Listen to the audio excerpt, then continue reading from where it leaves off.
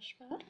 आज आपका स्वागत है बीए थर्ड ईयर की क्लास में। हम फर्स्ट पेपर पढ़ने जा रहे हैं। आज हम पढ़ने जा रहे हैं छायावाद के गीति काव्य की विशेषताओं के बारे में। छायावाद के गीति काव्य की विशेषताओं के बारे में आज हम आपको बताएंगे कि छायावादी काव्य मूलतः गीति काव्य है। छायावाद और प्रगतिवाद के मध्य गीति धारा की अंतःसलीला प्रवाहित होती रही है, जिसका एक रूप छायावादोत्तर गीति काव्य माना जाता है। छायावादोत्तर गीति काव्य के अंतर्गत बालकृष्ण शर्मा नवीन, भगवती चरण वर्मा, हरिवंश राय बच्चन, नरेंद्र शर्मा, रामेश्वर शुक्ल, अंचल आदि की प्रणय मूलक व्यक्तिक कविताएं आती हैं। इनका प्रारंभिक कृतित्व छायावाद के अंतर्गत ही आता है। छायावादोत्तर प्रवृत्तियों को गीति काव्य ने उत्तराधिकार में प्राप्त किया है। देश की राष्ट्रीय चेतना इस गीति काव्य में स्वागत के लिए तत्पर नहीं थी। ऐसी स्थिति में यह उत्तर छायावादी गीति सृष्टि अस्तगामी सूर्य की किरणों को बटोर रही थी, इसलिए उसमें उस ताप का अभाव है जो चेतना को स्फूर्ति देता है। इसी कारण इस धारा का व्यक्तित्व उभर कर नहीं आ सका। प्रारंभ में इन कवियों की दृष्टि रोमानी थी। प्रसाद की आंसू पंत की उच्छ्वास तथा आंसू की बालिका रचना में यह अभिव्यक्ति लाक्षणिक रूप में प्रकट हुई थी। छायावाद की इन्हीं प्रवृत्तियों को छायावादोत्तर गीति काव्य, जिसे व्यक्तिवादी स्वच्छंदतावाद भी कहा जा सकता है, यथावत ग्रहण किया है। इस गीति काव्य की प्रमुख विशेषताएं निम्न हैं।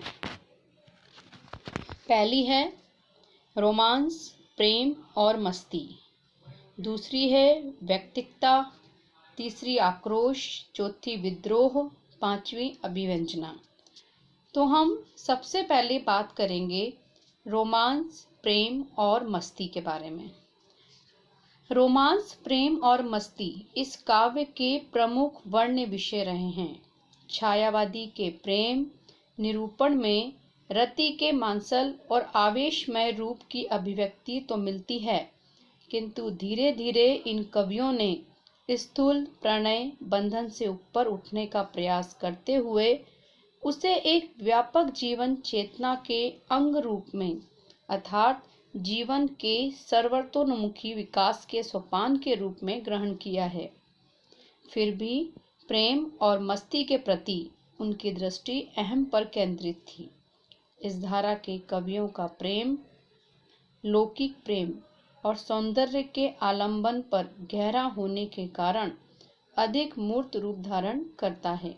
कहने का तात्पर्य यह है कि छायावाद के कवियों में रोमांस, प्रेम और मस्ती बहुत अत्यधिक रूप से दिखाई देती थी। उनके काव्य रचना में, उनके काव्य लेखनी में रोमांस और प्रेम की बातें हमेशा उभर कर सामने आती थीं। इस तरीके से उनका जो काव्य होता था वो मूर्त रूप यानी कि सजीव रूप में सामने पाठक के सामने प्रकट होता था। उसमें गोपनीयता न होकर खुलापन है, यानी कि उसमें पर्दा प्रथा नहीं है, खुलापन है, विचारों की स्वतंत्रता है। नरेंद्र शर्मा ने प्रवासी के गीत में इसी खुलेपन की मदहोशी में कहा है कि पार वे तरनी करूंगा नाम में लेकर तुम्हारा, कि मैं पार करूंगा इस नदी को, किसका नाम लेकर तुम्हारा। दूसरा है हमारा व्यक्तिकता। छायावाद की तरह इस काव्य धारा की चेतना व्यक्तिक अभिव्यक्ति है, पर दोनों की व्यक्ति निष्ठा में अंतर है। दोनों में अलग अलग बात दिखाई देती है। अब हम देखते हैं कि छायावादी व्यक्ति चेतना शरीर से ऊपर उठकर मन और फिर आत्मा का स्पर्श करने लगता है। कि पहले तो वो व्यक्ति चेतना शरीर से ऊपर उठकर पहले तो मन और फिर उसकी आत्मा को छूने लगता है, महसूस करने लगता है। जबकि इन कवियों में व्यक्तिनिष्ठ चेतना प्रधान रूप से शरीर और मन के धरातल पर ही व्यक्त होती है। इन कवियों के पास जीवन दृष्टि नहीं थी। इनका व्यक्तिवाद अहमवाद के रूप में परिणत हो गया था, जिससे इस काव्य में आत्मरति, आत्म प्रशंसा और झूठे व्यामोह को स्थान मिला। इसमें अतृप्त प्यास, मधुचर्या और खुले रोमांस को भी अभिव्यक्ति मिली है।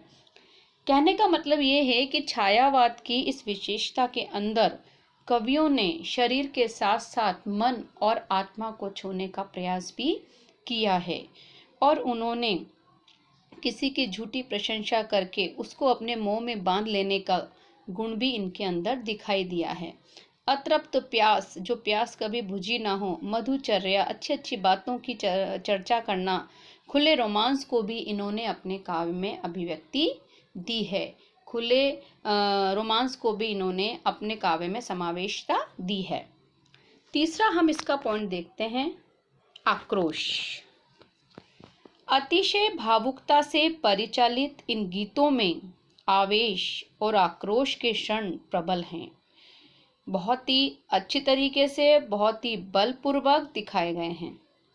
आक्रोश, गुस्सा उन सामाजिक नैतिक बंधनों के प्रति है। आक्रोश किसके प्रति बताया गया है? छायावाद के कवियों ने आक्रोश, अपना गुस्सा उन बंधनों के प्रति बताया है, जिस बंधनों से आज के युग में भी नारी को बांधा हुआ है, लिपटा हुआ है, उसके अंदर कई संस्कारों की बेड़ियों से उसको जकड़ा हुआ है, जिनके कारण अहम का पूर्ण परितोष नहीं होता और आवेश उस भावनामयता का है जिसके कारण व्यक्ति आत्म रतिग्रस्त हो जाता है। इस गीति सृष्टि में व्यक्तिवादी आक्रोश आत्मपीड़न और कुंठा के रूप में ढलता नजर आता है।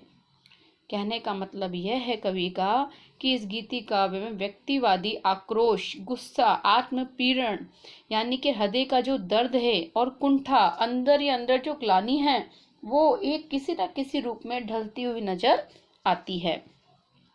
या उसकी उदासी, उसका अवसाद, उसका अकेलापन, उसका खोखलेपन के एहसास को सरल अभिव्यक्ति देता है।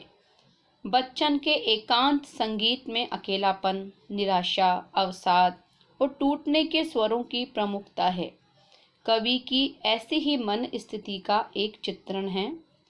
जीवन में शेष विषाद रहा, जीवन में अब क्या रह गया है? सिर्फ दुख रह गया है। कुछ टूटे सपनों की बस्ती, और क्या रह गया है? कुछ टूटे हुए सपनों की बस्ती रह गई है।